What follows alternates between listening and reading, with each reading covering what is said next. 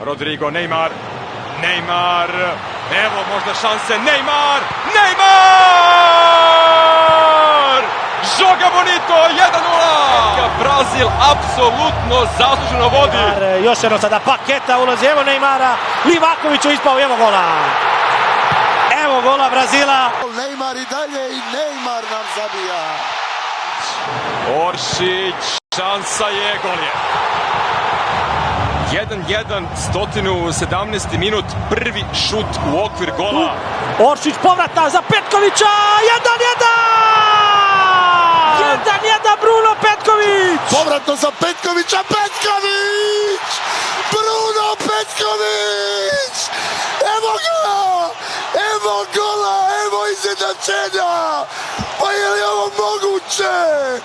Pa bravo! Ludica potpuno ovdje. Marquinhos koji mora da pogodi. Marquinhos mora da pogodi 17 metara. Prvi odlučujući penal. Marquinhos ne. Hrvatska je u polufinalu.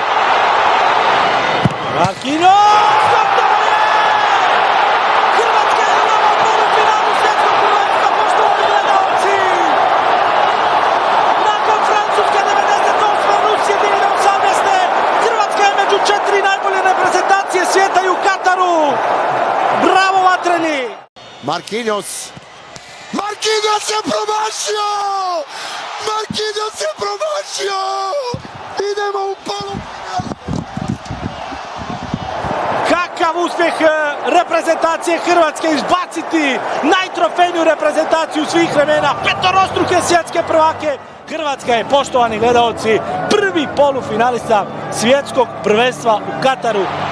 Hrvatska je u polufinalu svjetskog prvenstva. Hrvatska koja je uputila jedan šut ka golu protivnika u okvir gola. Uz toliko sreće, Brazil koji je imao toliko šansi završava nastup.